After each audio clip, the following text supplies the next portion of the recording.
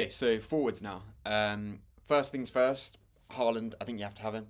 Um, if you just look at the fixtures, Chelsea away shouldn't be in red. I don't think the Chelsea defence is anything to really be worried about. If anything, they'll be more open as well because Chelsea will look to attack City a bit more than a normal team would. Um, so I think that should be more of a grey rather than a red. Ipswich at home, plum fixture. West Ham away. I mean, every fixture basically, apart from I guess you could say Arsenal at home.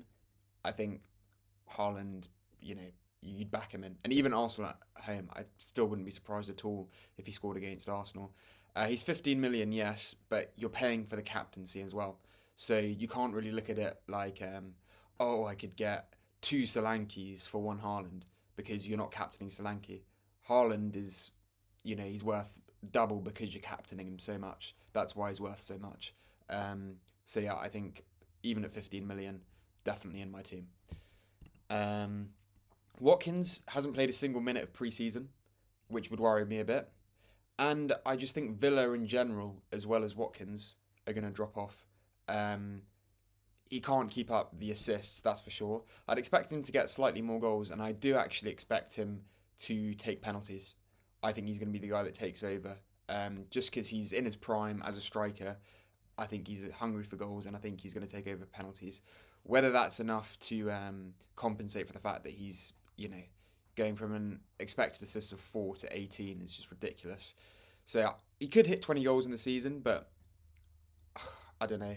At 9 million is quite expensive. You can just get Isak for zero point 0.5, who I also definitely expect to hit 20 goals. I think he's clearly the most essential player in the game, given the value, given there's not going to be much rotation because Wilson is 32 now and very injury prone. They clearly want to blood him through as the new main man. And the fixtures are fantastic. So Isak is non-negotiable. Havertz, not bad. I mean, I think he with Arsenal, Jesus isn't direct competition to him now anymore as well because Jesus is so versatile that he can play left wing and right wing. So it's not like, oh, if Havertz starts all the games, that means Jesus never gets a kick. Jesus can just play on the left or on the right. So I would expect Havertz to start a fair few games up front. And if he continues the way he did in the second half of last season, then it's a very good pick. Um, but it's just fitting him in because if you've got Haaland and you've got Isak, then there's only one spot left, and spending 15, 8.5, and 8 on forward slots is quite expensive. So that's why he's not in my team. It's purely the price. Not that he's overvalued. It's just I can't fit that many forwards in. There's simply not enough space. Toney, you can't go near at the moment just because you don't know where he's going. Um, I mean, I wouldn't expect him to move abroad, but it's not impossible. Um, in which case, you'd have him in your team and you'd have to take him out. He'd just be, um, you know, unavailable. Um, so yeah, I'd avoid him, and I'm not even sure how they're going to set up if he stays because they've got quite a few forwards now. Not saying Toney wouldn't make the Brentford team, but I think you just wait until the window's over to see what happens with him before selecting him. Um, Likes of again Jackson, he was quite a good option for some people at the end of last season, but until the window's over, all bets are off with Jackson because if they Chelsea end up signing Osimhen, then it's game over for Jackson. Um, I think Mateta could be another decent option. Like these 7.5s are okay. I don't really like any of them that much, to be honest. I think you can drop down in value and find way better value strikers if you go all the way down to Calvert Lewin, Muniz. I think these are where the value's at because Calvert Lewin's first few fixtures are fantastic, and he's on pens, and he's had a full preseason behind him. Um, and I just think age 27, I'm not saying he's going to go on and become this brilliant, you know, legendary Premier League striker, but he's got some pedigree. Like it's a while ago now, but he's hit double figures before in seasons where he's gotten over 2,000. Both the seasons that he's gotten over 2,500 minutes, he's hit double figures in goals comfortably. So he can finish, he can play, and if he's fit and on penalties with good fixtures, the first 12 for Everton are very good, then I don't see why you don't take a punt on him. The only other option for me at that same price bracket is Joao Pedro, who's even cheaper and on pens. Doesn't play quite as far forward as Calvert Lewin, and the fixtures are slightly worse. But it's a real conundrum between these two. The one thing I will say is, if you're looking to really stand out from the crowd and gain rank, then go for Calvert Lewin because he's only 1.5% owned. Let me check. 1.7% owned. So if Calvert Lewin hits a brace, you're laughing. And it also means that his price is more likely to go up than go down. If he performs badly, his price isn't going to go down because no one owns him. If João Pedro performs badly, then he's so highly owned at nearly 20% that his price will drop much more easily. And in turn, Calvert Lewin's price can go up more easily than João Pedro's can go up because João Pedro is already highly owned. Yeah. Any other option there as well? Maybe Muniz. Had a great end to last season. I just, this is going to sound a bit weird, but I saw in pre-season his new, he's got the braids, and I don't, this is a weird superstition of mine, but sometimes I can just tell by a haircut when a player is gonna kill it or not, and I don't think it's gonna work for him. The braids. Yeah, I'm not sure. I'm not really feeling it.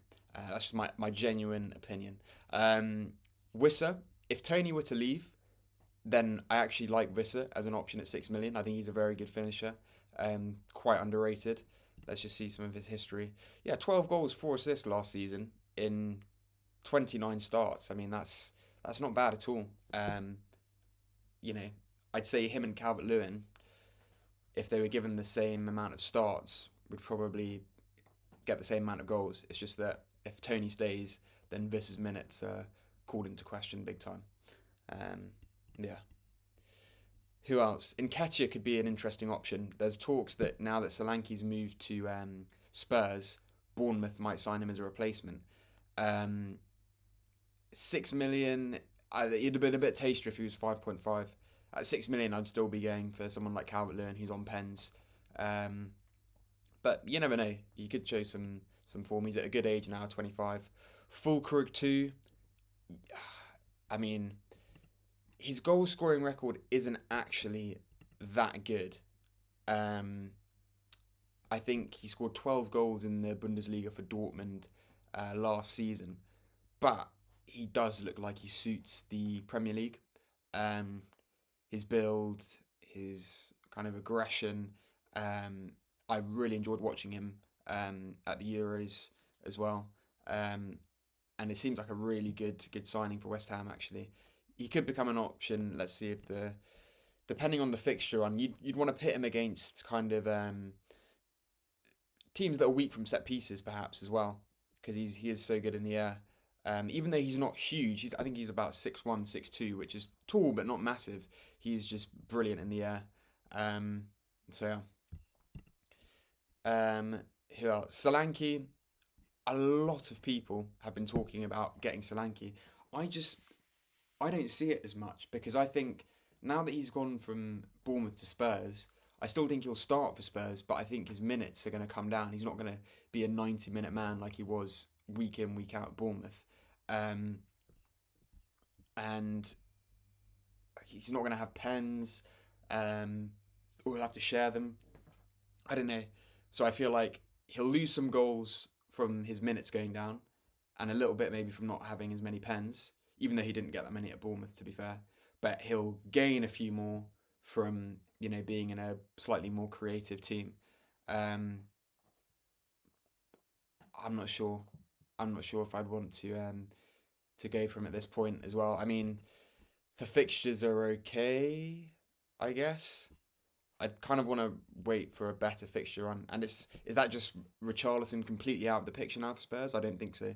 Obviously, Richarlison's versatile, so he can play left wing and right wing instead. But I just think he's still going to start the odd game up front. and obviously Solanke can't play anywhere else aside from striker. So yeah. One quick mention, I'd like to talk about John Duran.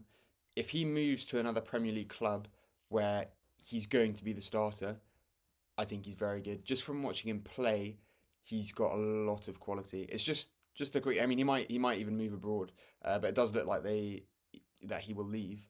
But if he goes to another Premier League club where he's going to start, I would seriously consider him. Um, Wood as well, and Narani, I don't know. Wood again, he's one you want to pit against teams who are bad at defending set pieces. And to be fair, Fulham, Brighton, Southampton, Bournemouth, even Wolves could be interesting from set pieces this season. Now they've lost Kilman, um, who's obviously quite a big presence for them in the air. But we'll see. Yeah, so there's a few options up front, and I think you want to go with three playing forwards. You don't want to do two playing forwards and then one 4.5 bench fodder kind of thing. I think you need to use all the slots because there's enough good strikers out there to use all of the slots.